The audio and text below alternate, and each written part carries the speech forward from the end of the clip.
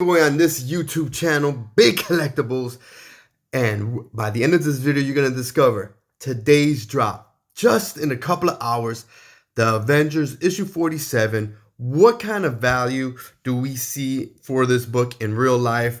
What kind of demand, and what can we kind of expect for the value after the drop on the secondary market? Look, these things are volatile. These sometimes, like when Wonder Woman first dropped, I saw it literally 95 to 110. 95 to 110, the first few listings. Could have scooped one up. I slept on it. You never know. Now that thing is multiplied in value. But let's go ahead and take a look at what this book is, what we can expect from this book. In a little while, it's going to drop. Link in the description for my Opensea Polygon NFT collection. Also, link in the description for Dokta Strange, his hip-hop NFT. So we can see here on the counter, 2 hours and 8 minutes, 11 a.m. Eastern Standard Time. This is going to drop. Let's take a look at the different comic book covers. Let's pick our favorite. You know I'm partial to the common. You know I'm old school like that, but sometimes they got something that's a little fresh, something fly, and I'm already eyeing that ultra rare. Let's see the secret rare. Look at that ultra rare. Oh my Lord. I mean, goodness gracious. That is hot. That is ridiculous. That is very, very nice cover. I'm partial to the common because it's, as I mentioned in other videos, it's just what I have an emotional tie to when I see it.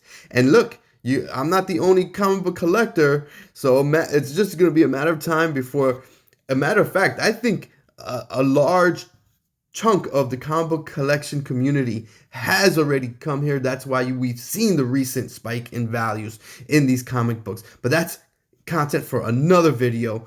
So again, the emotional tie is always with the common, but if I were just picking one that actually just looks the coolest, it's got to be that ultra rare. Holy moly, that is a beautiful looking cover right there. Anyway, so moving on, let's see. We have 30,000 mint count. 30,000 mint count. It seems like for the most part, that's what we can expect. Some we've seen less, some we've seen more. Amazing Spider-Man, which I just don't understand, but hey, it is what it is. 14, first appearance of the Green Goblin, went with a 70,000 mint count. But look, hey, you know, it is what it is. But it's still holding strong. Last I checked yesterday, it was at $30 a copy. Anyway, so this right here is an original 1963 comic book. It's a classic. It's a classic. All right, so let's go ahead and see, what does this comic book sell for in the flesh, in real life, the physical copy. And here we go. Just like that, we're in Go Collect, and let's see. Oh my goodness. This comic book is the first appearance of the Black Knight. And you can see here you have Quicksilver, you've got Scarlet Witch, and Pop Dukes, Magneto on the cover. Again, you know, it's the Avengers 47. So if you go in and start looking through the archives, any type of comic book software, you're going to have to type in the Avengers, plural. All right. Because if not, if you do the mistake I did, you're going to get other books. All right. So with that being said, there's 1,214 total graded copies CGC, and my goodness, CGC, I say it every time I make a video, you better return my comic books. You've had my comic books for, oh, man, about 9 months, man. I could have had a baby already, man. What's going on? Return my comic books slabbed up already, man. That's a content for another video. Anyway, 9.6 will set you back $3,100, so you can see it's an oldie. It's an oldie. You know, 1963, right? 1963. Holy moly. It's December 10th of 1967. I apologize. Where did I get 63 from? 1967 comic book. Original cover price was 12 cents. Stan Lee's the editor. You know, Mr. Stan Lee. Okay, so again, it's an oldie. 1967. 9.6 will set you back $3,100. A 90.2 will set you back about $1,200. Let's call it $1,200. A 9.0 will set you back about a G, $925. And then you've got 600 for an 8.0, 6.0, 325, 4.0, 140, 2.0, $60. So you can see right there the different values for this book. Only 1,214 are graded. So you can see it's an oldie. Don't get me wrong, it's an oldie. This is a valuable book, but it doesn't compare to some of the other books we've seen released. But then again, it's valued at a lot higher than some of the books on Veve. Okay, so with a 30,000 mint count, let's see if we could find something that's somewhere in the same ballpark, just so we could compare. Again, no, I'm not a financial advisor. I don't have a crystal ball. I'm just looking at data, sharing it with you. All right, let's see. So we're going to go ahead and look at a few different comic books here. I couldn't really find something that had a good match. Throw in the comment section what comic book you think is the best match when it comes to comparing this drops comic book. All right. So, Avengers 47, first appearance of Black Knight. Real life is about 3,000, right? In a high grade, right? So we're looking at here, Tales of Suspense, 57. Let's just quickly go through so you guys can see. Look, this is a $30,000 book. And look, it doesn't always translate, obviously, to Veve, but just to get us in the same mentality of the physical collector's mind, and every day, more and more of them are coming in. All right, coming into the marketplace. So they're going to be looking at these and they're going to have a finger in their head. So that's what we're doing here. Look, and we look, Eternals #1, it's $750. Eternals 1. So, just so we know, this X-Men right here, number 129, first appearance of Emma Frost and company, right? So this is right here, $1,200, 9.6. Just so we can see. All right, let's jump into Veve and see what can we look at, and then we'll just come up with a figure.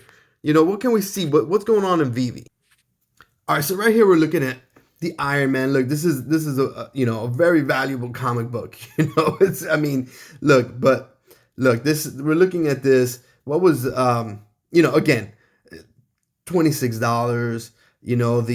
Let's just jump up to the secret rare, because this is what really people care about. Secret rare in the comment. And look, it's $659. Let's go ahead and take a look at the other comment. Right here, obviously, we're looking at the Uncanny X-Men. This is $16. Look, I gotta say, I'm having a tough time really coming up with a figure. $415 for the secret rare. Let me know in the comment section what you think.